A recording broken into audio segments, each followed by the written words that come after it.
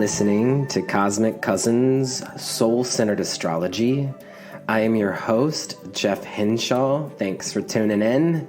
Cosmic Cousins is dedicated to honoring the interconnectedness of our universal family through embodied health, self-discovery, and deeper learning. And it is here to bring you back into alignment with the cosmos.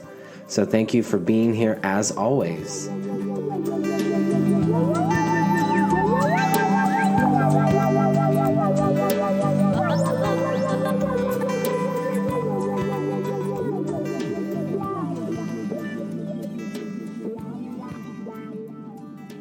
Hey, Cosmic Cousins. Hey, Cosmic Cousins.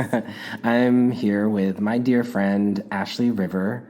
We're in Topanga Canyon for this special Scorpio New Moon podcast episode. And I am coming off of a month of travel being in Southern California that is going from the Libra New Moon to this Scorpio New Moon. And I'm staying with Ashley as I spend my last evening here in California. So I thought it would be really appropriate for Ashley to be here with us for this episode.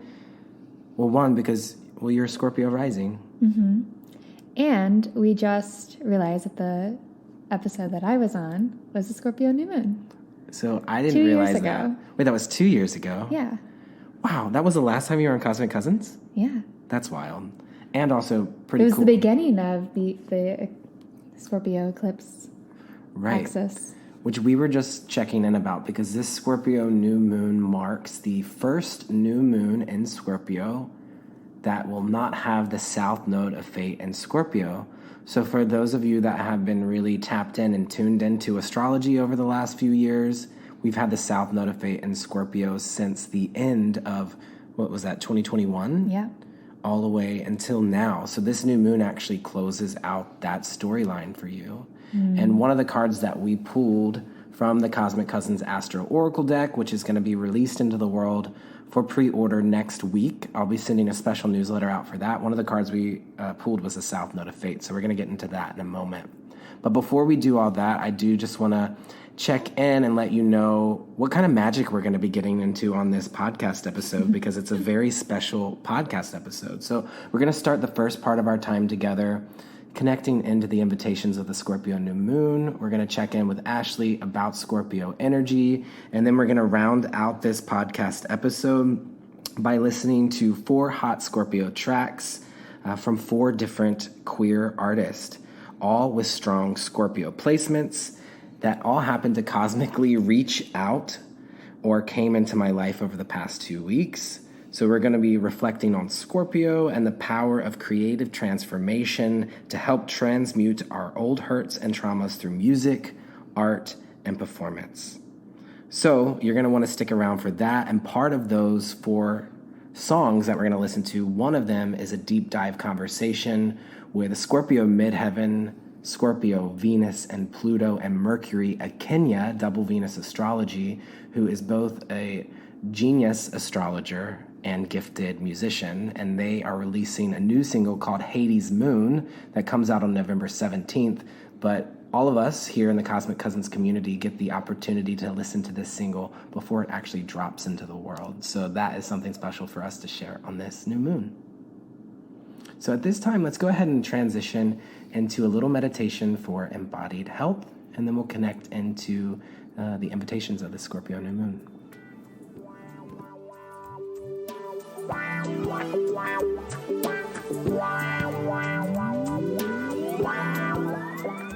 So as you bring your awareness to your body and your breath, you can start by bringing your awareness to the parts of the body that Scorpio is connected to.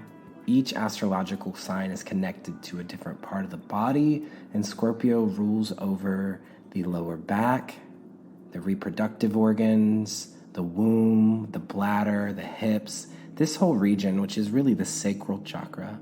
And the Sanskrit word for sacral is svadhisthana, which means one's own sacred place.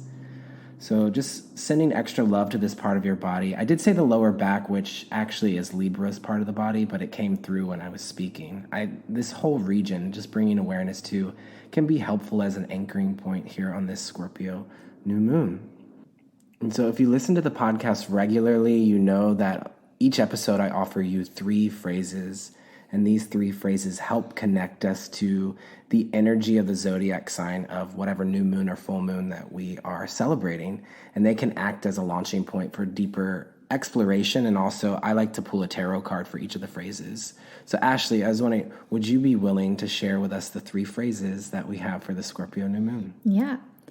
They are: I transmute, I transcend, I transform. So I transmute, I transcend, I transform. This is actually inspired by Hades Moon, the song that we're going to listen to today by Akenya. She uses all 3 of these phrases in that song. So I want you to kind of pay attention to that when we do listen to the song. But we did pull a card for each of these phrases, which we're going to share with you in a moment. But before we do that, let's just talk a little bit about what the Scorpio new moon might mean for us. So the new moon, in my practice, it's the dark night. This is the night for us to go within and to process the previous cycle. What's interesting about this is that Ashley and I actually had this moment where we did go within today and we did do some ritual out by the ocean.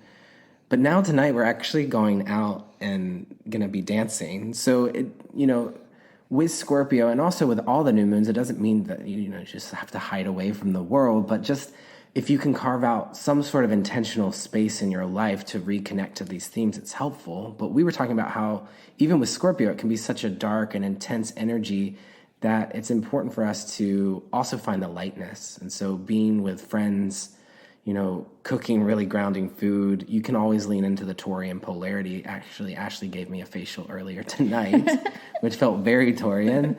But yeah, we are, leaning into the Scorpio invitation of also like desire and like actually going out and moving our bodies. So what are some of these themes ringing up for you, Ashley? Because you're a Scorpio rising. And would you share with us your big 3 too? Mm-hmm. Yeah. Taurus sun, Leo moon, Scorpio rising. And I'm thinking about how this new moon is a completion of this previous eclipse nodal axis Taurus Scorpio story that we've been experiencing since 2021.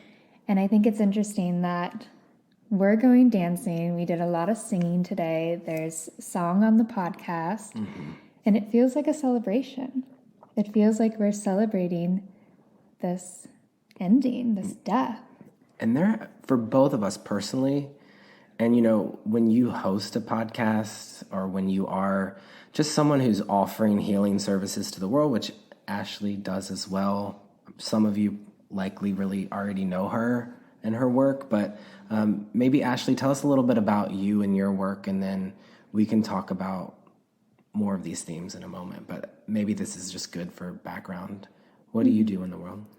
So I'm an artist and author, and my main modality of expression is a channeled offering, soul tattoos, which is ceremonial tattooing that I've been offering for about a decade now. And the focus of soul tattoo is really bringing soul expression into embodied form. Yeah. And I've had the opportunity to sit with Ashley in this, and so I actually have a soul tattoo. So if that calls to you, you could check that out too. And I have a link to Ashley's website in the show notes. But either way, both of us in our own personal life we've gone through tremendous death and rebirth and transformation this year.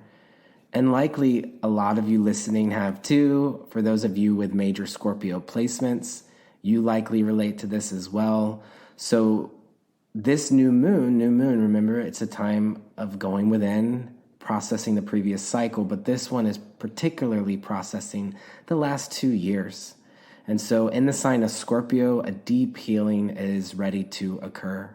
Mm-hmm. So there's an opportunity to reconnect in with the privacy of our own internal world, and also to release the past. Now's the time to shed layers, making room for new life, for creative transformation to emerge. And so I do have 2 questions for us to consider on this new moon. The first one is any deep grief or rage that you've been holding on to, how might you carve out space in your life to be with that intensity? What might it look like if you gave yourself permission to fully mourn? So even if it's just for a few hours, we are encouraged either on the Scorpio new moon or around the Scorpio new moon to have some sort of intentional ritual. This is the new moon that's coming after eclipse season that we've been in for the last month, and eclipse season isn't really always necessarily the most opportune time for rituals. So actually, this is the first new moon on the other side of eclipse season. So whatever rituals you have in your life to support you in this, here are a few rituals that I have that have come to mind. And actually, as I'm reading these, I actually pretty much did all of these. Ashley and I did all of these today. So taking roses or flowers to the water and releasing them, which we did today. We also released a few other things, and we wrote like this interesting little chant that maybe we'll share with you that could be like an invocation or just some sort of like mantra or prayer for your release. But something interesting where Ashley lives is actually there's been a lot of bees that have passed away or like offered themselves. So how many bees did you have? I actually had 11. 11. And today is 11/11. Oh, wow. That's interesting. Yeah, we're recording this on Saturday, November 11th, 11/11 in the evening, just before the Scorpio new moon, which is on Monday, November 13th at 1:27 a.m. Pacific Standard Time, found at 20 degrees of Scorpio. But yeah, that vibration of 11 is interesting for us to consider. So 11 bees, but we took three with us to the ocean, along with a bouquet of flowers that I gifted myself on the Taurus full moon just 2 weeks ago. So Taurus, I had the like full bloom and the full life. And then here on the Scorpio new moon, it was an opportunity for me to just reflect on what I'm releasing. So we released dead flowers, dead bees, and then what were our other two items? Charcoal pills. Did you just happen to find them in your pocket? They were just in my pocket. Which charcoal, just that darkness of Scorpio feels right, but also charcoal helps us to release toxins, which so does Scorpio's an energy that's about releasing toxic patterns or behaviors. And then we also had snake rings. We didn't release those. You're wearing them now. I'm wearing them. But we still had snake rings. So do you think you remember the chant? Can we do it together, you think? It sounds like, imagine us over like a witch's cauldron. That's kind of what stirring a cauldron. Yeah. But it was snake rings and charcoal pills. Snake rings and charcoal pills, dead bees and flowers, releasing the chains of shame and calling back my power. Right. That was our little invocation. So then we released all of that to the water. So that's the first thing you can do, taking flowers to the water or anything else that you would like to release. We haven't done this one yet, but the night is still young. Writing a letter of rage, particularly rage that you no longer want to carry, and burning it. Creating an altar to your dearly departed, or creating an altar to the parts of yourself that are dying and that we're releasing. Going on a long hike with a friend, we did that. Listening to music to help inspire and process emotions. We both danced out our birth chart. We chose a song for each one of our placements in our chart and did that today, which I think is dedicating time to a creative project, which is another one. Scorpio is a tremendously creative energy as well. Deep cleaning, clearing, and releasing. I rearranged all my furniture in my house. And so, when you rearrange, you can find like dust behind like certain furniture, and like there's a deep cleaning, clearing, and releasing here, and a deep dive tarot reading. Which we did this morning. That's how we started our day, and it was super deep, tender. Yeah, there were some tears shed, to be sure. And also some alignment and confirmation. So, I wrote this list before coming to Ashley's, so it's just interesting that we ended up pretty much checking them all off the list. And so, these are invitations for you. And I'll share with you the Scorpio esoteric phrase, warrior am I, and from the battle I emerge triumphant. Warrior am I, and from the battle I emerge triumphant. Does that bring anything up for you as a Scorpio rising, seeing this? Well, this new moon is just 2 degrees from my rising, and I do feel this particular with this new moon on my rising of a warrior coming home from battle. Yeah. It's interesting. It brings focus to Mars for sure. And Mars is the traditional and esoteric ruler for Scorpio. And this new moon is within a degree from Mars in Scorpio at 22 degrees. So we're coming close to the Mars Cazimi, which is on November 17th. So that's also something. Cazimi means when a planet lines up with the sun. Cazimi translates to in the heart. So there is a certain element of Mars at play here for us to also be connecting in with. And actually, one of the songs that we have to listen to this week is by Stones. It's a very fiery representation of Scorpio. Stones is sharing with us a song called Setting Fires. And they actually have Venus in Scorpio, but the fiery aspect of Scorpio comes in. I wonder if you relate to this, Ashley. I think of Scorpio a lot of times, since it's ruled by Mars, of having a fiery nature, but Scorpio as a fixed water sign can also be like cool, like a placid lake or like ice. So I often think of Scorpio as fire and ice, which are these kind of like extremes. And I actually was working with a Scorpio client this past week who has Saturn in Scorpio, and their sun in Scorpio, Saturn in Scorpio, and their offering is they lead people in cold plunges, which it feels like very Scorpio to me, but also sometimes Scorpio feels like a hot jacuzzi. Like it really just depends on what kind of flavor we want. But I thought this would be a cool opportunity for us to listen to a song. Our first song by Stones. Stones is a singer-songwriter and producer based in New York City and Los Angeles. She has committed herself to creating music that people can feel. Since relocating to LA in 2023, she's been screaming her songs everywhere they'll hand her a mic. In honor of the Scorpio New Moon, Stones vulnerably shares with us about her experience as a Venus in Scorpio through the title track to her long-anticipated studio album, Setting Fires. And I actually met Stones this past week or two while in LA. She was part of Alaska 5000's show, Art Pop, which was a show dedicated to Lady Gaga's 10-year release of her album. So it was cool to see Stones live in person and also get the opportunity to talk with them about astrology. Stones is deeply immersed in their astrology practice. And so when I saw on Instagram that they were releasing this new song, I asked them if they would feel open to sharing it with us. And so let's listen to this song by Stones now. Hi, I'm Stones. I'm a Libra sun, Capricorn moon, Sagittarius rising. I'm also a singer and a songwriter, and my Venus placement is in Scorpio. I just recently released an album called Setting Fires, and I think the title track, especially the second verse, is where my Scorpio Venus really comes through. I would definitely say that I'm always in my villain era in relationships.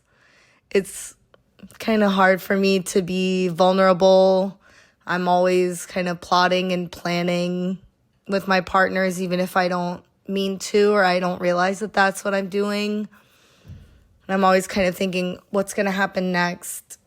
Testing somebody's boundaries. How much can I push them and they'll still love me and be there for me? And if this goes badly, how can I still come out on top? So I wrote Setting Fires to kind of take accountability for that and say, okay, how do I address this and recognize that sometimes I have my own worst enemy in my relationships.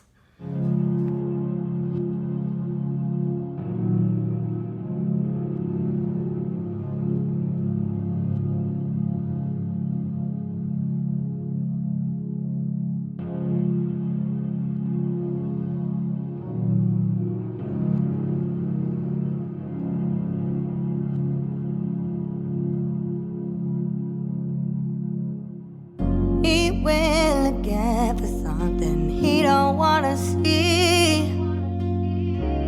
He already know he can't trust me, but it's killing me to know that I could still lose him. I really do but can't help but abuse him. I'm setting fires just to see what they'll do. Put them all out, watch the smoke fill the room. It's gonna scorch you.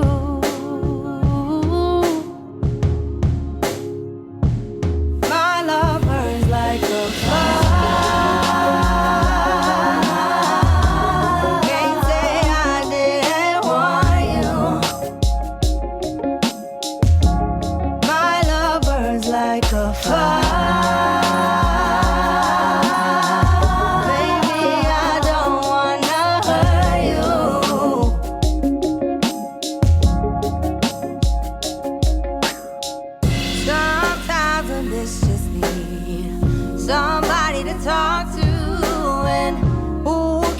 Trust when they all got a soft spot for you. It would do him some good to know that he could still lose me. I really do love him, I just use the term loosely. I'm setting fires just to see what they'll do. Put them all out and let the smoke fill the room.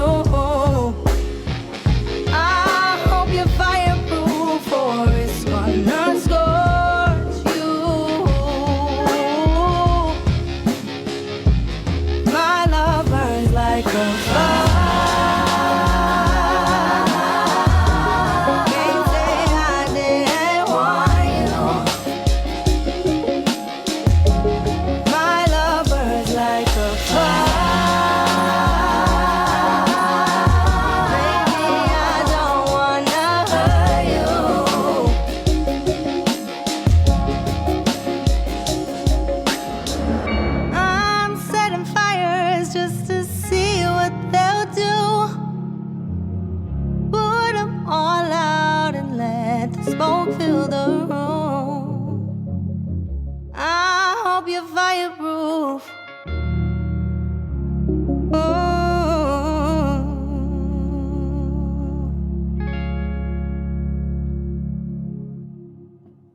So good. So good. You said a few times in there that you were over here vibing, actually. I was vibing. Kind of over here dancing like Stevie Nicks a little bit. Your Venus and Gemini was coming out for sure. But yeah, I was even just thinking about, because we have pulled the Tower card a lot together for you in readings, and there was just something about that song that made me think of the Tower card in the tarot, which is connected to Mars, which is a ruling planet for Scorpio. Mm-hmm. So those with major Scorpio energy, you might relate to the Tower and the tarot. And just hearing Stone sing about, just setting fire, just to see what it will do. The creation and destruction is a very Scorpio concept. Thank you, Stones, for opening up and sharing with us. It was cool to hear just how aware of yourself you are, and to hear that transmuted into this song. Mm-hmm.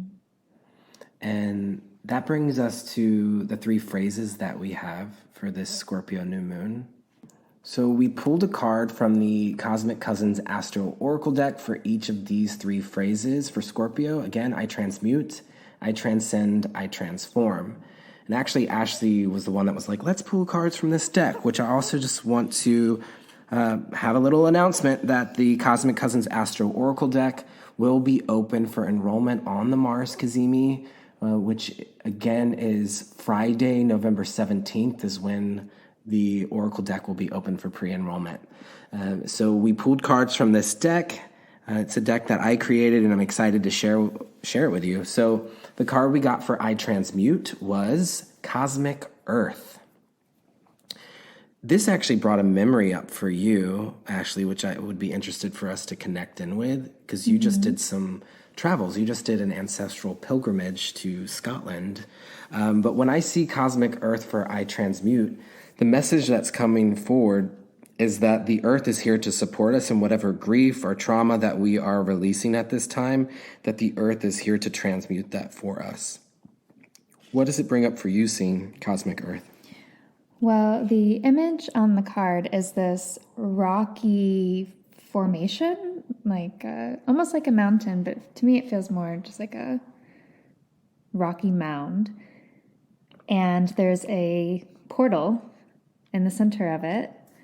And I just went on this pilgrimage, and it wasn't really an ancestral pilgrimage. It was more of a soul retrieval, going to these places that I feel very connected to on a very deep level, and truly healing from the last 2 years of death and divorce and endings and just Scorpio eclipses really rocking me, and then going to these really sacred places on the earth, going to Isle of Skye, Scotland, connecting to the land and just letting the land heal me. Yeah, that's so beautiful. And it's an invitation for us into leaning into Taurus too, which is the polar sign to Scorpio. If you're feeling so deep in the Scorpio right now, Cosmic Earth showing up, everything Ashley's saying, and also just Taurus is here to balance out the Scorpio feels. And so I always feel on the new moons, it can sometimes feel so intensely, that sign, that the polar sign is there for us. And what this is reminding me of is actually, we have a guest singer on this podcast. We have 4, and this is reminding me of one of the songs. And so I think we'll listen to that now. And this is from Whatever Mike, and the song is called Word to the Trees. So this is a little bit about Whatever Mike. Blending soulful musicality with queer spirituality, Whatever Mike shares with us the regenerative power of nature through their song Word to the Trees. Interestingly, Whatever Mike wrote this song in Joshua Tree during the pandemic in a moment of surrender. The desert is often a backdrop in which the scorpion dwells, a sacred place to transmute and transform. And Joshua Tree is a Scorpio itself, established as a national park on October 31st, 1994. Hey, Cosmic Cousins. This is Whatever Mike. And my song Word to the Trees came up for me in a moment where I was really experiencing the interconnectivity of all things and really surrendering to what is, which for me as a Scorpio is not always in my nature. But as I'm growing and learning, I'm actually working to alchemize my sometimes Scorpio need to control things, and actually see that sometimes controlling can look like releasing and surrendering and even abandoning what I thought it had to be. So this is Word to the Trees from my EP, Word to the Trees, and I hope y'all enjoy it.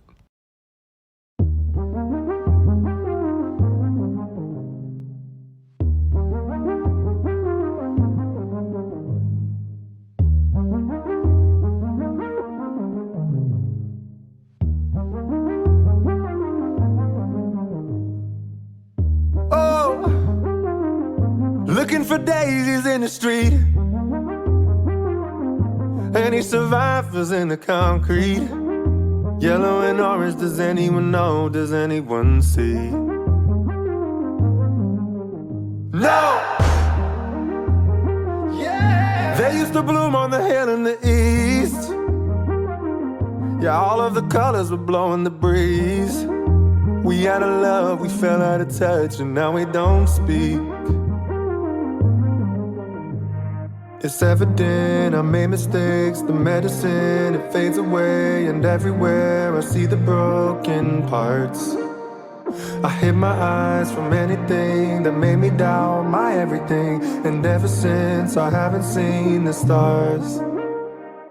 Ooh, I'm falling to my knees. Ooh, the sun breaks through the leaves. Ooh, feel the roots grow underneath me, and I'm listening to the words of the trees. Oh, oh, and the whispering a remedy, sinking the soil with my bare feet. It's been right there behind the fear in front of me. It's evident I made mistakes, the medicine, it fades away, and everywhere I see the broken parts. I hid my eyes from anything that made me doubt my everyday, and ever since I haven't seen the stars. Ooh, I'm falling to my knees. Ooh, the sun breaks through the leaves.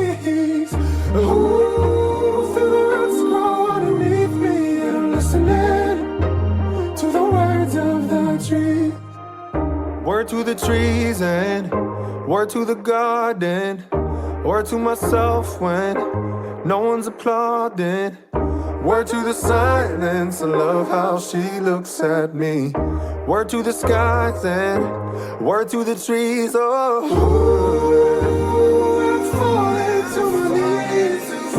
Ooh, the sun breaks through the leaves. Ooh, feel the roots grow underneath me. And I'm listening to the words of the trees. Word to the trees and word to the garden. Word to myself when no one's applauding. Word to the silence, I love how she looks at me. Word to the skies and word to the trees. Wow.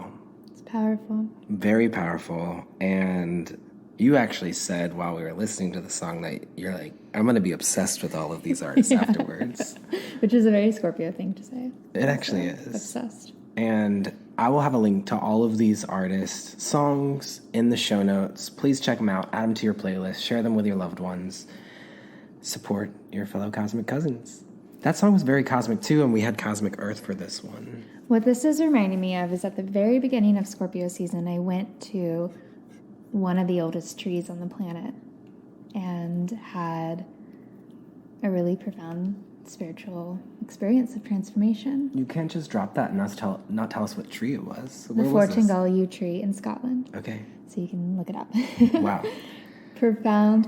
I had never connected to such an ancient being before. Wow. An ancient tree. You know, we often talk about like Aquarius being the cosmic sign, but really like all the signs are cosmic. We're connecting to the stars for each zodiac sign. And there's something about Scorpio that is tremendously cosmic that I think we just heard in whatever Mike's song. And Carl Sagan, we were talking about today, who's a Scorpio, just shouting out. Carl Sagan's birthday was on November 9th and was a Scorpio. And for those of you not familiar with their life, was an astronomer, an astrophysicist, an astrobiologist, an author, a science popularizer, and science communicator in astronomy and other natural sciences. Born on November 9th in 1934 in Brooklyn, New York. So there is a cosmic side to Scorpio. And Absolutely. do you have anything else to say about that? Well, I'm still kind of thinking about my experience with the yew tree after listening to the song and thinking about the trees. And the yew tree, this is a tree that you typically find in cemeteries. And it has this profound connection to the ancestors, the underworld, and the dead, which is so Scorpio. Wow. To the ancestors, to the underworld, and to the dead. This is reminding me of our next song, actually, which is really cool. This is going to come from Felix the Third. And this is reminding me of the third card that we pulled. So again, our phrases for this Scorpio new moon. The first one was I transmute, which we received Cosmic Earth.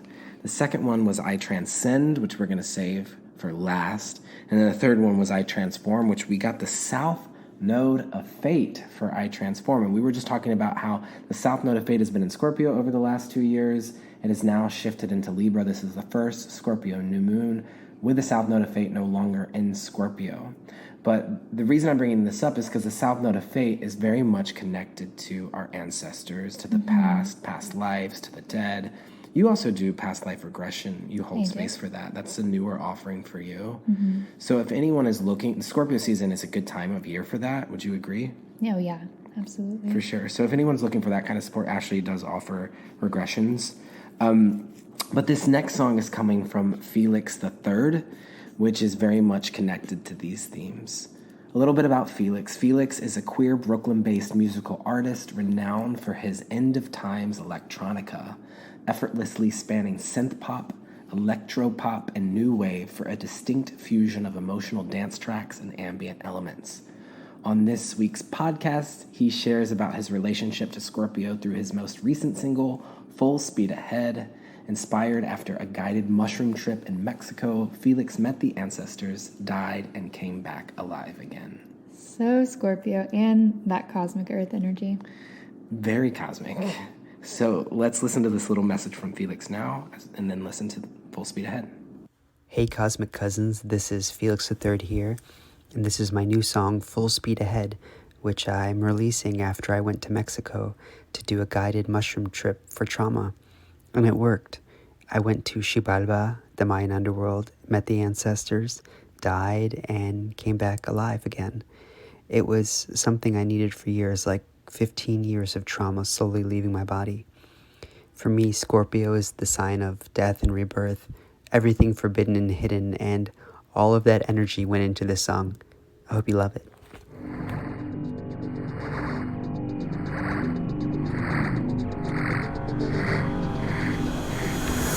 I'm in space, man.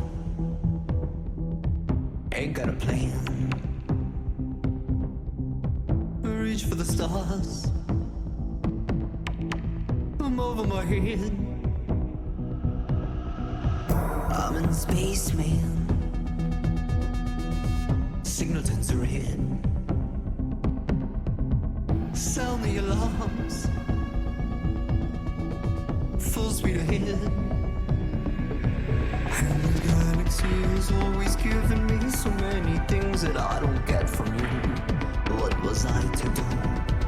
A mystery, adversity. I've always touched the lives of people I have known. Way back at home.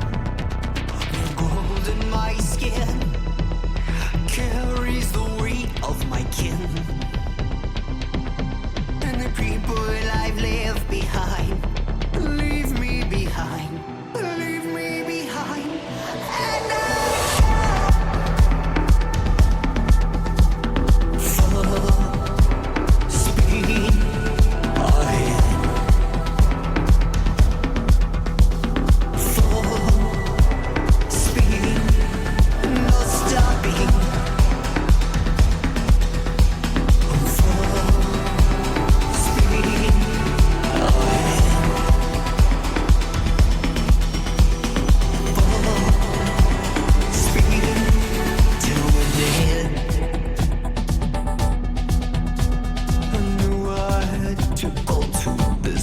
Once in my life,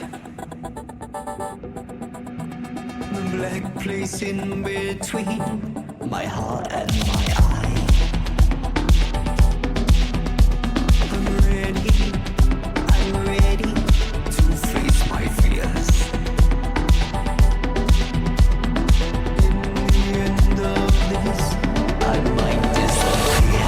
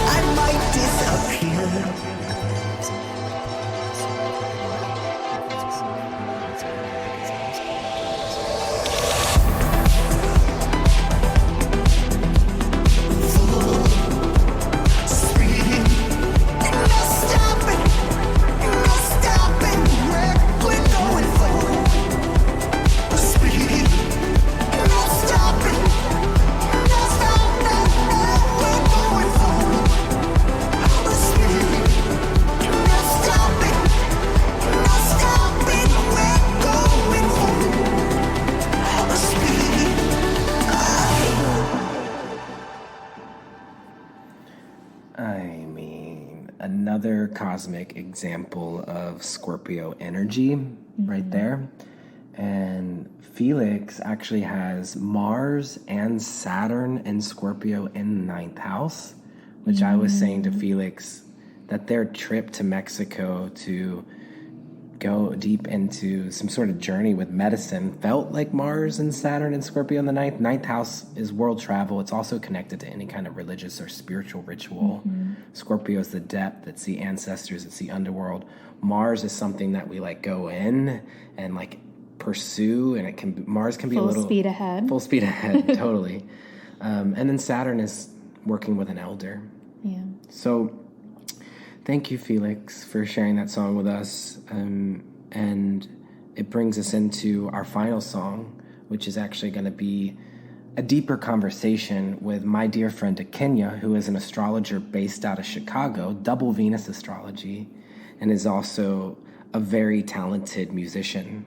So here's a little bit about Akenya. This is actually being paired with our final phrase, which is I transform.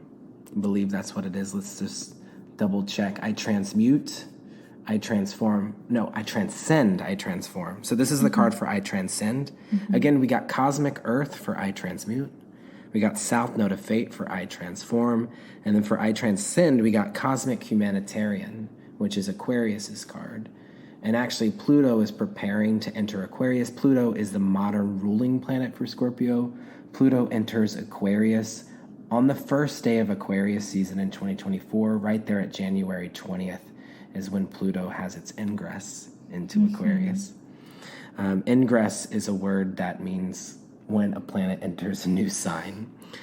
So the Cosmic Humanitarian, I think this is appropriate as we transition into this song with Akenya, because in our conversation, we do talk about what we feel into for Pluto and Aquarius. So if that's something that you're interested in learning more about, stick around for that conversation. And also, please stick around for the song Hades Moon, because it is the first time it's being heard is right here on Cosmic Cousins, and it will be released into the world on the Mars Kazemi, which again is November 17th. Would love for you to support all of these artists. Again, follow them on Instagram, purchase the songs. And so a little bit about Akenya before we get into our conversation and listening to the song. Akenya is a multi-genre vocalist, pianist, composer, and arranger. Her music is an eclectic synthesis of jazz, hip-hop, soul, pop, classical, and world music. A proud Chicago native, Akenya has performed and recorded with some of the city's leading artists. Let's listen to this conversation with Akenya, Double Venus, now.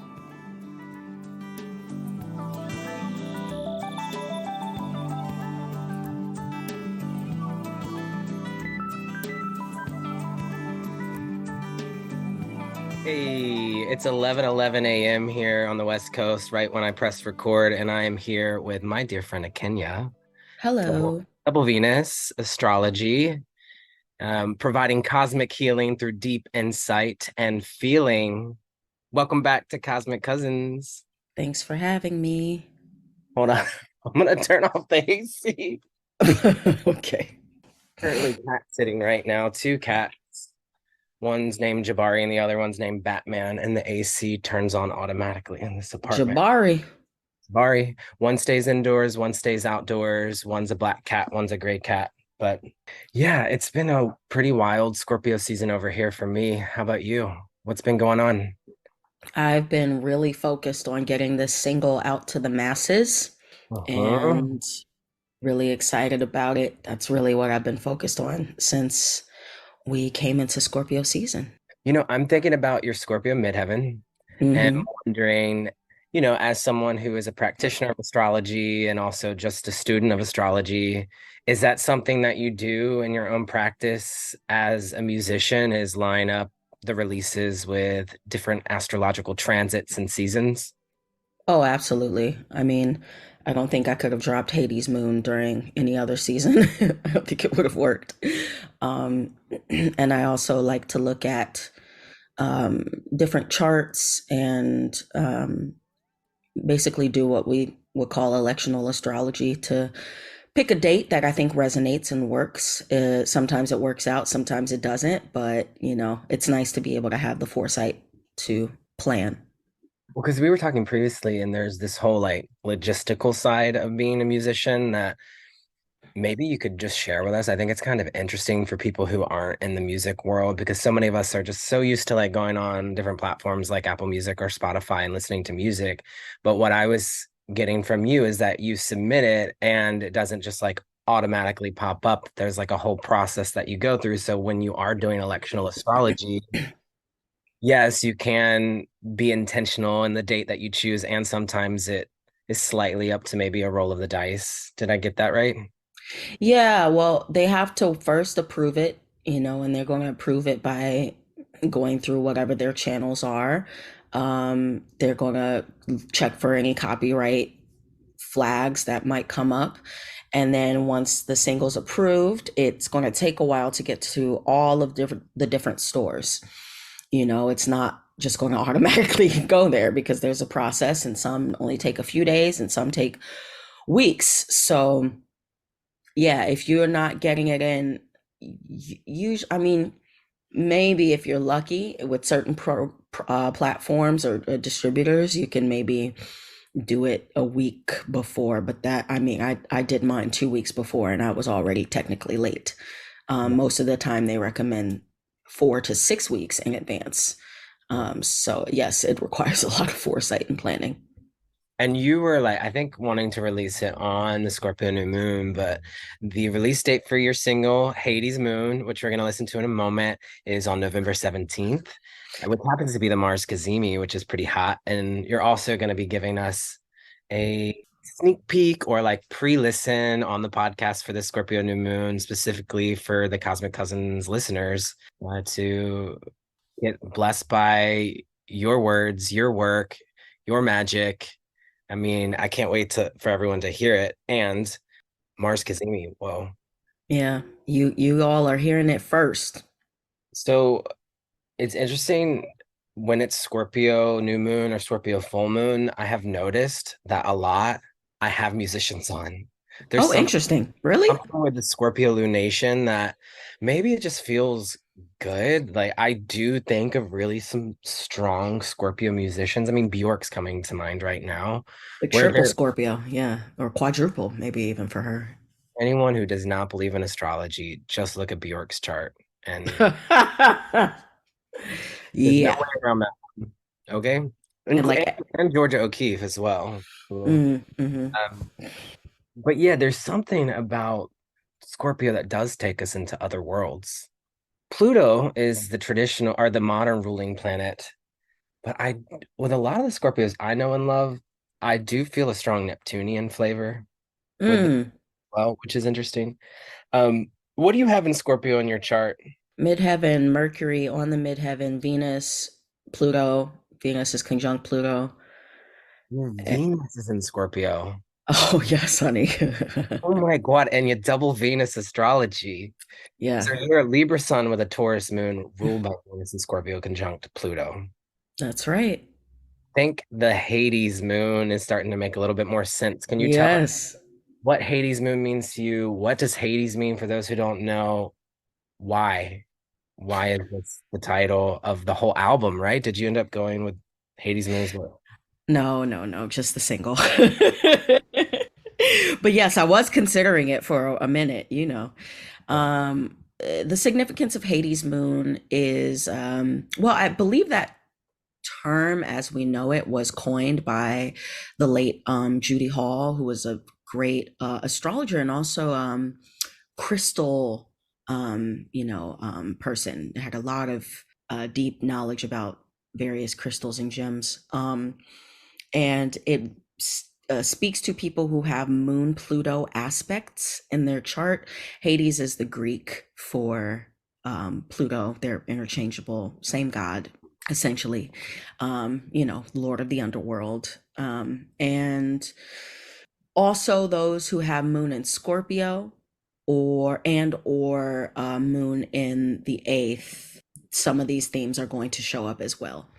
And so really you're thinking about, or you want to think about the archetype of the moon, which is how we're comforted, how we're nurtured, our conditioning, our habitual emotional patterns, our psyche, our ancestry. In the chart as a figure, moon is often going to represent the mother, right? And then if we think about what Pluto represents, which is crisis, the depths of, what is underlying everything, what may be hidden or repressed or buried, can represent trauma, pain, but also is the point of transformation that can bring us into abundance and power. So we're going to be dealing with a very intense emotional nature to say the least. We have a Hades moon, and depending on the aspect, we're going to see different iterations of how we navigate emotional intensity and themes of power and disempowerment. Yeah. So what I'm hearing from you is these are things that people might experience who are Scorpio moon, have moon in the eighth house, have moon conjunct Pluto. And it also feels like this is very much things that might come up for the collective during a Scorpio new moon. Yes, absolutely. Yeah. And we experience things collectively through transits where these themes can be amplified, but some people live with it because that's, in their birth chart. Whether it be, as you pointed out, that uh, moon in Scorpio, moon in the eighth, moon conjunct Pluto, opposite, square. I would even consider the soft aspects, trine, sextile. To be working with those themes in various ways. So if you have it in your chart, there's certainly something you won't you won't escape. You will certainly have to deal with that kind of in an ongoing way for your life journey. But yes, we as the collective also get initiated into these different deep emotional portals through transits such as the one we're having. And there's something about listening to your music and specifically this song that also feels like an initiation to me. Yeah, I think that I think by and large I channel music. This song, like many songs I've written before, I basically wrote, just didn't even really sit down and write it. It just was started singing it. I feel like I'm being connected to something otherworldly when I'm channeling music. And so I could see how that could also translate as some kind of spiritual or otherworldly initiation for the listener as well.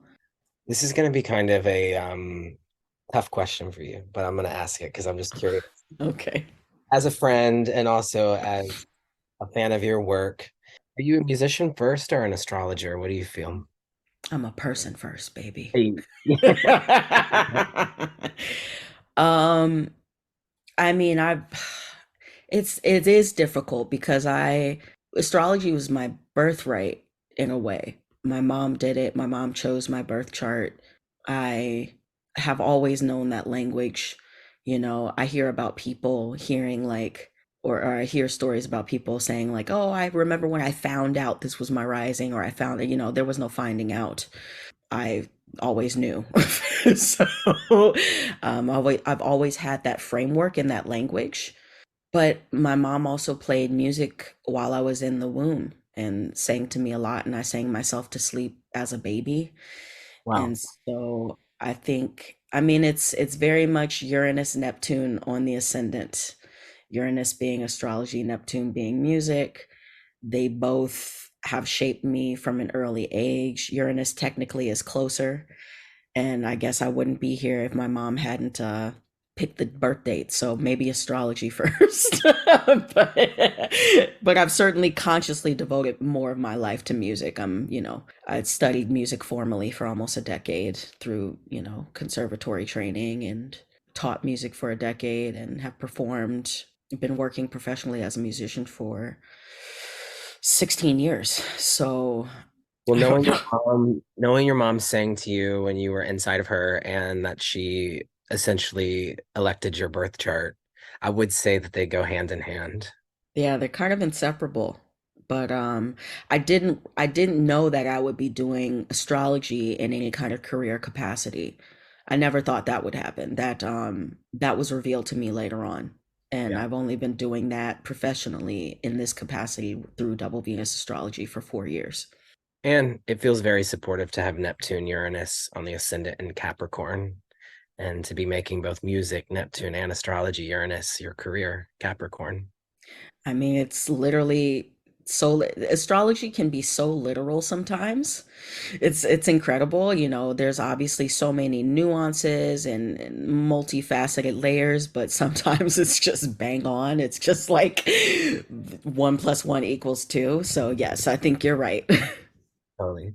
And speaking of Capricorn, the day that this song is released, Hades Moon, the moon will be in Capricorn, conjunct Pluto in Capricorn, as Pluto is in its final degrees of Capricorn, which I want to get in with you later today. But before we do that, why don't we go ahead and listen to this song together?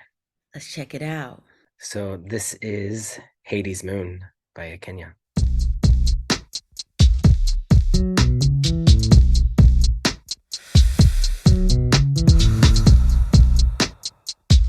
This one's for my Hades babies. This is for my Hades babies.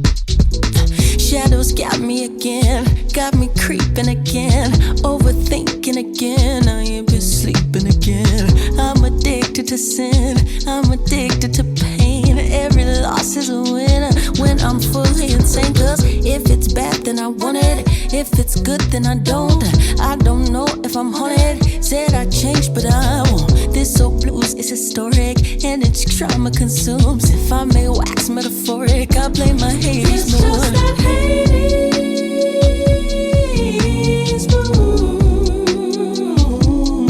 It's just that Hades moon. It's just that Hades moon. It's just that Hades moon. It's just that Hades moon. It's just that Hades moon. It's such a shady tune, like Persephone's doom. She was trapped in a tomb. Now she's begging for June, so she can go fly like free. As soon as I see the sun, he's bothering me. Say, come back to the world, come and be my girl. I couldn't help before, couldn't resist the call. Now I'm back in the dark, but I'm planting the seed, so my soul can evolve finally. It's just that Hades moon. Every day from night to noon, it's just that Hades moon. It's just that Hades moon. When I'm all wrapped up in gloom, you can play my Hades moon. It's just that Hades moon. Just that Hades moon.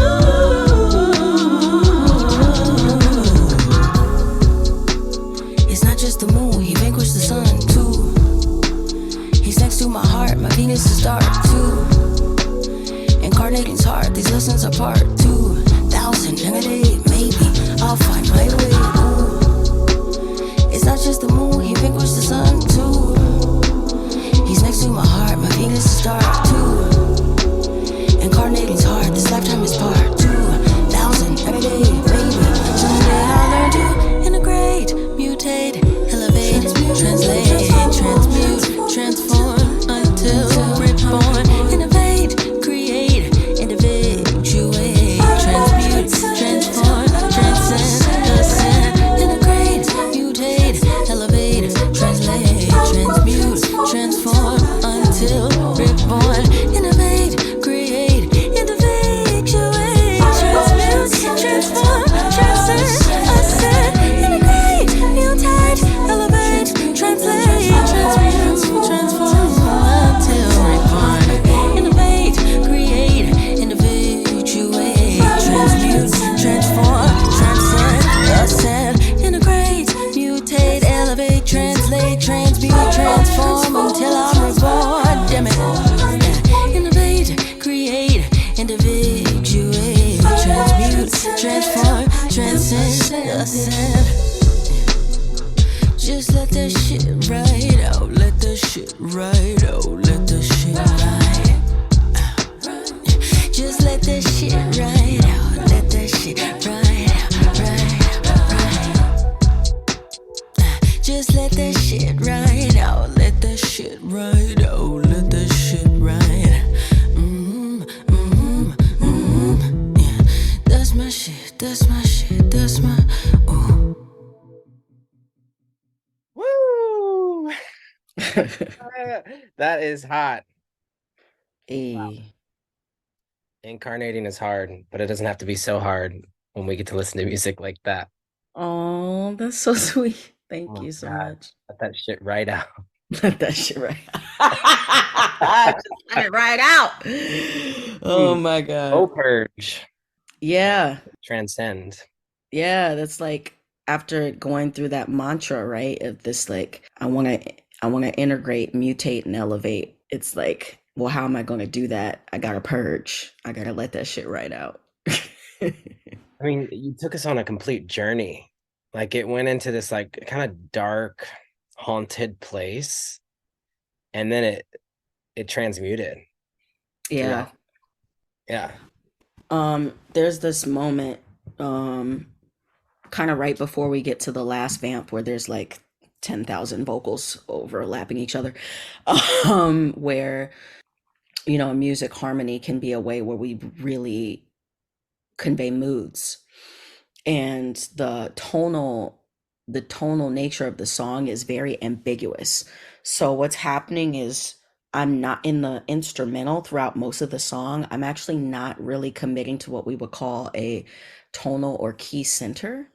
I'm hinting at B minor, and minor keys are typically associated with feeling a little bit more sad or haunted, but I'm not really committing to it, and I'm doing things melodically that kind of go in and out of that. But toward the end, you finally hear B major. Hmm. Like you just get a fat B major chord coming out of that. Maybe someday I'll learn to integrate. But what happens, and I was very intentional about this, is you hear the B major chord, you hear these like light, twinkly chimes, but you Mhm. also hear this deep sub 808 at the same time. And I wanted it to feel like the gates of the underworld and the heavens were opening at the same time, right as I said, integrate. Yeah. Transforming darkness into light is kind of one of those taglines that we often hear for Scorpio and Pluto, but I'm hearing that in what you're saying right now. Yeah. Thank you. And it's interesting. I've been taking pictures this Scorpio season, and a lot of them are like the light coming in. I'm even noticing it in the space I'm in right now. I've just been noticing the light in interesting ways Yeah. this season. There's like an element of spoken word in there. Would you say that's true? Y- Or Uh, maybe like rap or something like yeah, kind of. I threw it in there a little bit that it's not just the moon; he figures the sun too. yeah. I'm kind of getting in my rapidy rap bag a little bit. Yeah, I mean, I felt like that part is so hard, like the way the drums are hitting. I wanted to do something kind of vocally grittier instead of just singing, in a straightforward way. You sent me this song earlier this year, and that's what I love about. I mean, you're classically trained. I can tell by the way that you're talking and just the way that you talk about music, but also just the way that you sing. I mean, I don't know anything about music really, but I like know like how it makes me feel. And in the first like 20 seconds of the song, I started getting chills. You know Oh what I mean? wow. Like, there's like it like just kind of overtakes you. But you sent me this song back in March.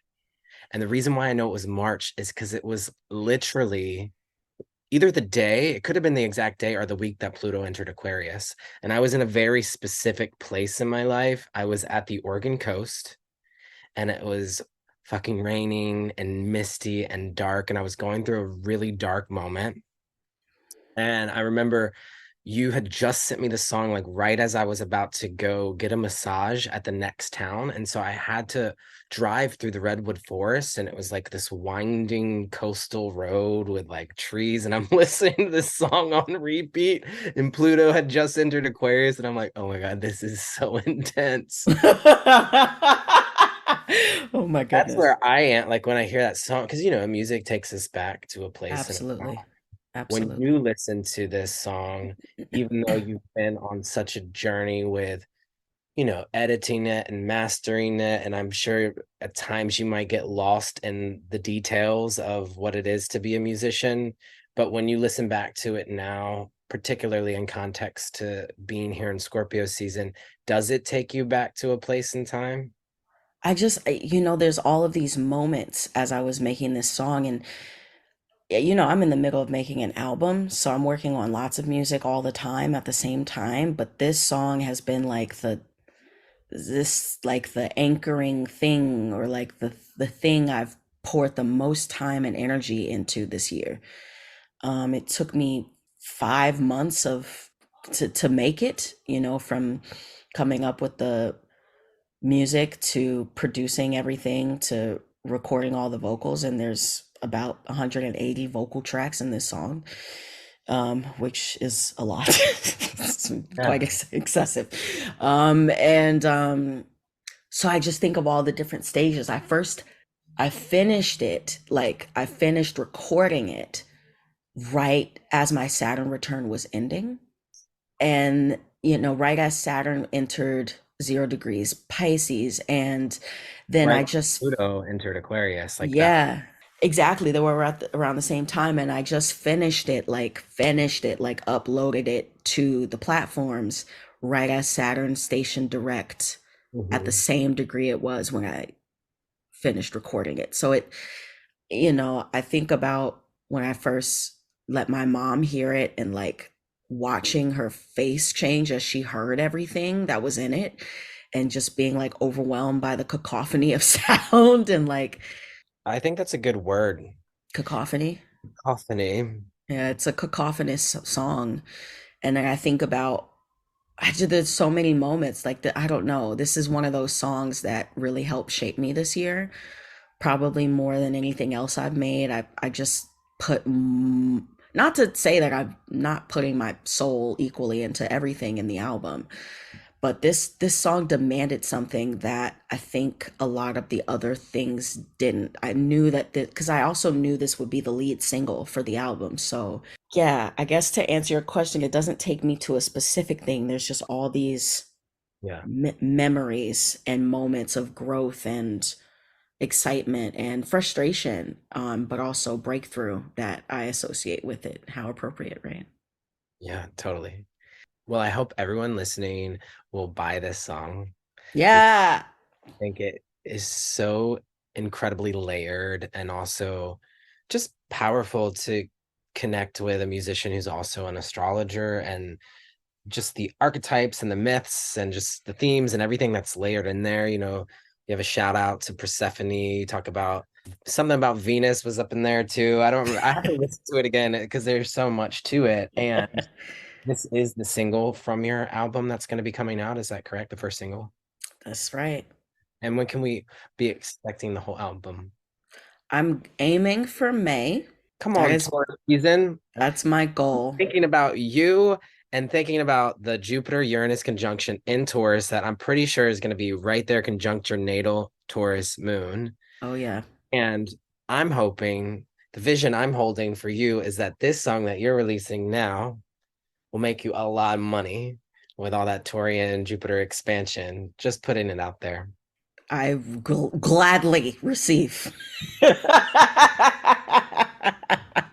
Oh my God. Ashe, We'll Ashe. have you on for the Scorpio full moon and Taurus season coming up in 6 months and connecting with some of your other songs.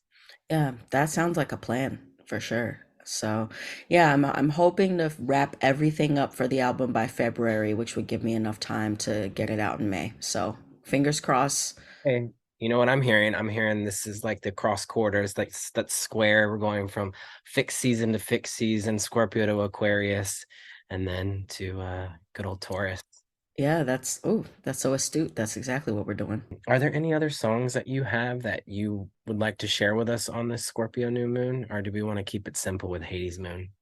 Let's keep it simple. Let's let it marinate. There's a lot to take in with that one. Yeah, I think so. So maybe let's switch gears slightly to just talking about the Scorpio new moon, and then we'll close out our time together. So we have the Scorpio new moon that is Monday, depending on where you are, because it's one of these lunations that is it's at 1:27 a.m. Pacific time. So like if you're in Hawaii, it'll be on the previous day. But November 13th, Monday, Moon Day, November 13th. And according to my notes, it's a Scorpio new moon at 20 degrees and 43 minutes. Mars is also at 22 degrees of Scorpio. Ceres, which is Persephone's mother, is at 24 degrees of Scorpio. And this is all in opposition to Uranus and Taurus at 21 degrees. What's one thing that you might see in this chart that might be helpful for the listeners? Mm. Um, Well, maybe I'll start with one and see. I'm, this North Node of Fate is in Aries right now. So I'm just thinking about the North Node of Fate and the ruling planet being Mars and Scorpio, and this new moon is right there with Mars and Scorpio. There's something in this new moon that feels like whatever the North Node in Aries has been teaching you since July and what it's here to offer you into for evolution over the next year and some change. There's something in the Scorpio new moon that feels like there's something being unearthed. Scorpio is passionate, just like Aries, and it feels like there could be something that arises that you're being asked to confront in order to evolve the Aries parts of your chart. But it's like something like brewing underneath of the surface that um, this North Node in Aries is encouraging all of us to really individuate and to set really clear boundaries for our own self-respect and also the respect of others that we love. And Scorpio might churn and burn that a little bit of mhm. Yeah, you said a word that you took right out of my brain, confront. I was looking at, man, Sun, Moon, Mars together in Scorpio is a very powerful energy. absolutely. And when you put it opposite Uranus, we are really talking about confronting things in a way that can bring a breakdown, but also a breakthrough. This could look like confronting larger society, social groups, friends, Uranian things, Uranian figures. This could look like fighting for liberation. That's certainly a global theme that we're in big time right now. We're having this awakening about these injustices, many that have been going on for years, years, years, years, years. And it's like this collective Yeah. explosion of consciousness Yeah. where, I mean, this could be destructive, but this could also be a breakthrough toward some deeper, powerful liberation. I mean, a liberation doesn't come through peace. Liberation comes through often destruction. We get, I mean, Uranus understands that, and Pluto and Scorpio also understands that in order to have something new, there needs to be a breakdown of what has been. And that's been what Pluto and Capricorn has been about this whole time. And Pluto squaring the nodes this year, I think, speaks to this kind of this like crisis point around things of the old really needing to die so they can be transformed, or things of the old that don't work, things of the past that are truly antiquated, systems, ways of thinking, ways of operating, ways of living life that aren't sustainable and that need to be transformed. And this is big stuff. I mean, we're dealing with big societal things when we think about anything coming through the sign of Capricorn as well. So yeah. Pluto too, just it's so intergenerational and Yep. ancestral, and we're talking about things that have been taking place for long periods of time. So I've been bringing into my meditations this Scorpio season, even though Pluto's not in Aquarius yet, we already feel it. Mm-hmm. I'm watching like a kid in Gaza sharing what their day-to-day life looks like. Yeah, absolutely. So Pluto and Aquarius to me. I mean, Aquarius being the sign that, a lot of us might connect to the internet and humanity. And Pluto was discovered in 1930 and is often connected to World War due to its discovery coinciding with the previous world wars. And so just thinking about Pluto and this sign of the internet and humanity and interconnectedness, this combination of Pluto and Aquarius does suggest a significant shift in how war-related information is shared and perceived. And in this case, it's by the people because it's Aquarius. And the underdogs. Right. Aquarian energy is not I mean, it's interesting because it can connect us to the broader collective, but as an archetype, that's usually the downtrodden, the outcast, the those who've had to rebel, those who are the underdogs. So we're in a truly, truly transformative time that's only going to continue to become even more clear and apparent to us once Pluto is cemented in Aquarius come 2025. Um, This is until 2044, so this is like a 2 decade oh, shift yeah. that we're on the precipice of. Yep. And I think that there's two sides for us to be considering. One is that as practitioners and citizens of this planet, we hold responsibility to stay informed, which is very Aquarian, Hmm. as well as to Aquarius is the distributor of information to share information that helps uncover hidden truths Mm. and with the potential for greater collective awareness and also action. And at the same time, I really do think Pluto and Aquarius, it's going to be important for us to consider how having access to this information also might show us the shadow of the internet and how it's affecting our collective trauma that we're all experiencing. Because even if we're not in war, we're seeing it.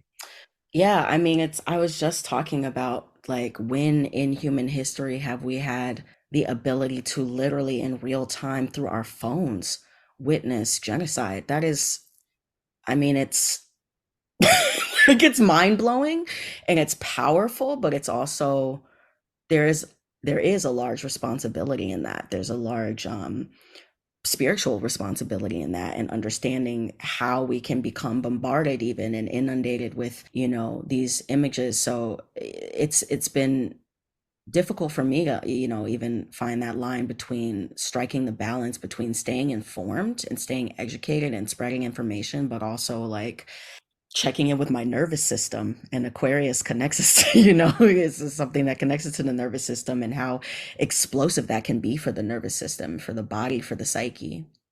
And so, for whatever placements we have in Aquarius are going to be going through some sort of transformation. And so, for you, as being part of the generation with Saturn in Aquarius, like you're responsible for humanity and you're also responsible for your nervous system. Like, those are two different ways to translate Wow. Aquarius. Wow. Yeah. It's going to intensify over the next 20 years. For me, as an Aquarius sun, Aquarius rising, like I'm feeling it in such a personal way. And we'll have to keep checking back in on it. But yeah, I think we get another Scorpio new moon with Pluto and Capricorn. I think Pluto will be in Capricorn at like 29 degrees, just about to go into Aquarius next spring. Woo! So, That's big. That's big. but Pluto does go into Aquarius again the first day of Aquarius season in 2024. So that Sun and Pluto like hold hands into Aquarius this year. Mm. Pluto will be in Aquarius all the way until Virgo season of next year, and then goes back into Capricorn for just one last little jaunt in our favorite cardinal Earth sign. Its final pass. I mean, it's been in Capricorn since 2008. I mean, since we've both been working astrologers, so it's going to be interesting shifts, particularly because we often say Aquarius is a sign connected to astrologers. Yep. So I do think that, we're going to see more of a psychological approach in astrology with Pluto and Aquarius. Yeah, I was thinking about the fact that I think astrology and especially how it pertains to this transformative deep transformative period. I mean, it's not like a one period thing, but there's levels to the transformation we're going through collectively. That'll really be the responsibility of the astrologers to disseminate that information. I think, and not everybody is going to be able to heed that call. And I think ideally, I'd like to believe there's room for all different kinds of astrology and information and things that are more light and fluffy and fun. But I think there's time for something a little more deep and serious to come to the forefront. Yeah. I think the more pop meme astrology is going to phase out, and the real deep psychological, spiritual, shamanistic work is going to come to the forefront. Pluto and Leo generation. You're coming up on your Pluto opposition, and just Leo in general.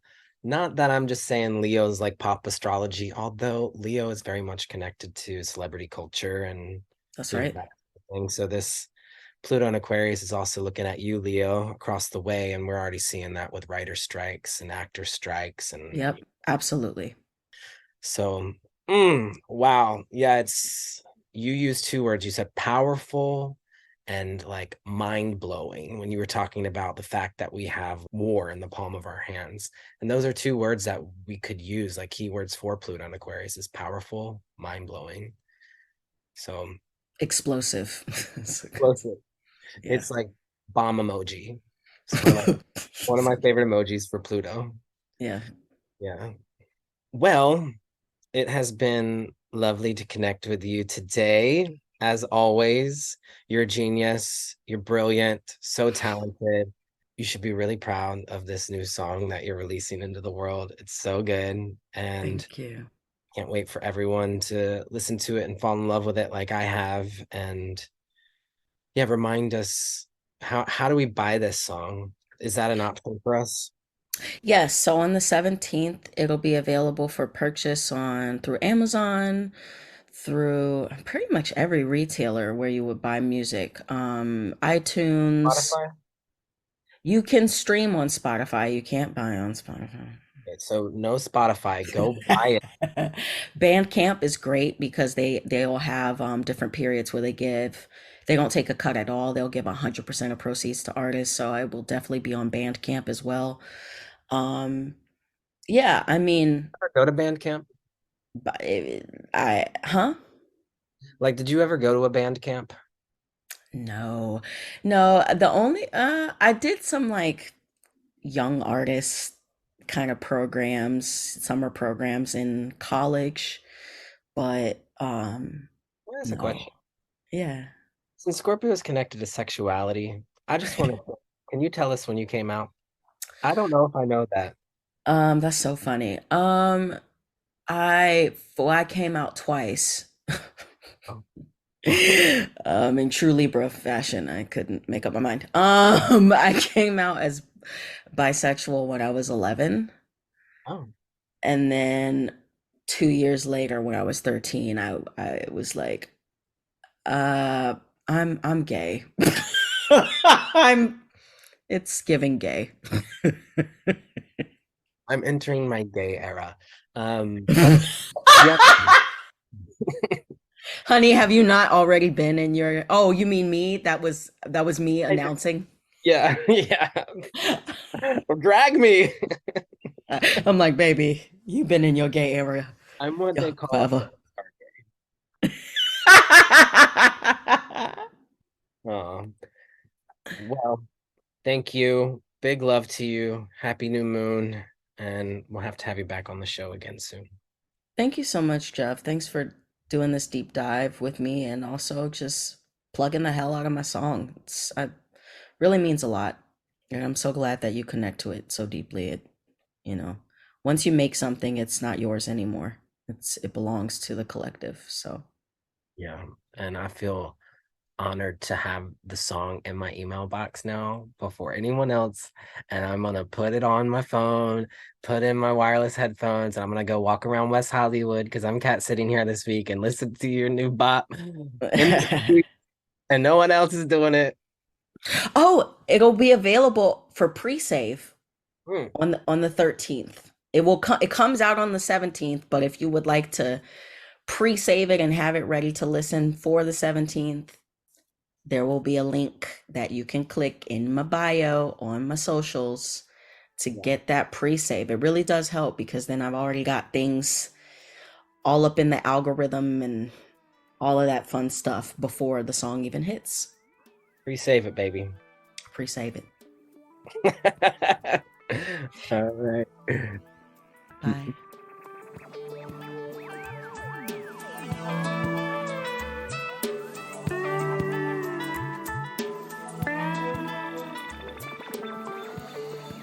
That conversation with Akenya was truly spectacular. And I was telling Ashley this as we were recording earlier, and as we were preparing to close out this episode, that this may be one of my favorite episodes of Cosmic Cousins ever. When have I ever had an intro and an outro with a dear friend, while at the same time having 4 different artists on dropping a single on an episode? This feels like a pentacle episode. I will never forget this episode. Feels like a party. And not only that, it wouldn't be a full party if we didn't include your cat, Loretta, who is a Scorpio moon, who's been over here holding it down. Yes. And Loretta is an Aquarius sun with a Scorpio moon and a Leo rising, triple fixed like her mama. Yes. What is it like for you to have a cat with a Scorpio moon?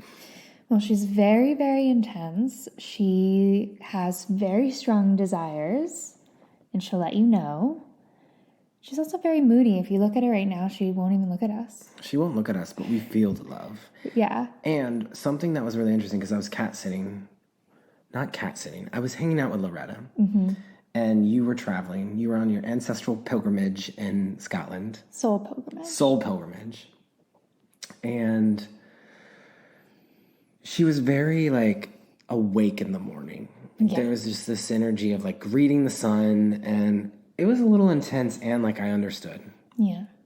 But you said to me something that really shaped the way that I'm working with cats and understanding cats, and it actually worked because then after cat sitting with Loretta, I was cat sitting Jabari and Batman in West Hollywood for a week, and I tried out what you taught me, which I feel is very Scorpio. So yeah. Do you know what I'm referring to? Yeah. Will you share with us what you told me to do to help with Loretta and her extra meows? Yes. So Jeff was really struggling because in the morning, she doesn't really do this to me, but we have a different relationship. But in the morning for Jeff, she was super, super vocal, being quite annoying, wanting Jeff to wake up really early. And I told Jeff, you just have to give her an energetic task because she's such a cosmic, deep, otherworldly feline familiar that she really likes to feel like she has a purpose, and especially around deep energetic work. So I said, give her an energetic task. You just telepathically communicate with her what you need assistance on for the day. And you did that, and it shifted everything. And I think this is Scorpio. Mm-hmm. I'm just thinking about the Scorpios I know. I can telepathically communicate with them. They know what I'm thinking and feeling. Absolutely. I mean, after being in a relationship with someone who has 6 planets in Scorpio, I still feel him today, and I feel like we can have conversation, and he knows what's going on with me. I still feel it today. Yeah. This feels very Scorpio, and so there were some things that you actually instructed. You were like, you can give her the task to guard the home, or you can give her the task to help you clear out. Mm-hmm. And I have a memory that I haven't actually shared a lot, and I'm just going to share it really quickly here. I have a very karmic relationship to cats. Mm-hmm. And when I was living on the Big Island of Hawaii previously, I had this encounter with a cat that visited me in the middle of the night. I was walking to my tent. It was a full moon night, and this white cat was sitting in the middle of the path. And there was this huge disagreement on the land. This might have come up on our Scorpio New Moon podcast. You told me this story before. I don't know if it was with you or on the podcast previously, but essentially a third of the community wanted to get rid of the cats. The other third of the community really wanted to keep the cats. And the other third of the community was like me. I was indifferent because I'd only lived there for a year. But this cat in the middle of the night essentially said to me, you might want to think twice before getting rid of the cats because they keep the spirits at bay and at peace here on this land. And cats and Scorpios, I'm comparing Scorpios to cats right now, have this ability to really be working with the unseen forces of the universe, which is getting us into that kind of cosmic nature. That seems to be a message that's wanting to come through for us, is how cosmic Scorpio is. Yeah. So I relayed the message to the land care manager, and they were like, that makes total sense, and we're going to keep the cats on the property. Later, I was telling that story since I returned to the Big Island earlier this year to someone, and they were like, did you know Pele, who's the volcano goddess there, has been said to show herself to people as a white dog or a white cat or a woman with long white hair. And I remember telling people that I saw this white cat, and then it gave me this message, and people were like, we don't have a white cat on this property. We don't know who you're talking about. So there's been like a full circle moment to that. And so, yeah, anyway. Wild. So we're honoring our cats. On Cosmic feline familiars. Yeah, our cosmic feline familiars on this Scorpio New Moon. And actually, the friend that I was cat sitting with last week had a cat tarot deck, and the death card in that deck is a vacuum, which I think is hilarious, and also connects us to that like energetic clearing of death in Scorpio too. But anyways, it's been real. Thanks for hanging. I hope you listened to the whole episode, and I hope you go back and listen to some of the musicians. If you'd like to support the podcast, you can become a Patreon supporter by going to patreon.com/cosmiccousins. And of course, I'm here. I'm offering readings, astrology, and tarot. You can go to cosmiccousins.com. And also look out for a newsletter and Instagram post that's announcing how you can pre-order the new Cosmic Cousins Astro Oracle deck, which is a 78-card oracle deck that is going to connect you to my teachings with astrology, including a bonus card that is called Cosmic Cookie Crumbs. My favorite card. Not to be confused with Cosmic Cookie Crumbles. Anyway, big love to you, Cosmic Cousins. Take sweet care, and remember, deep breaths.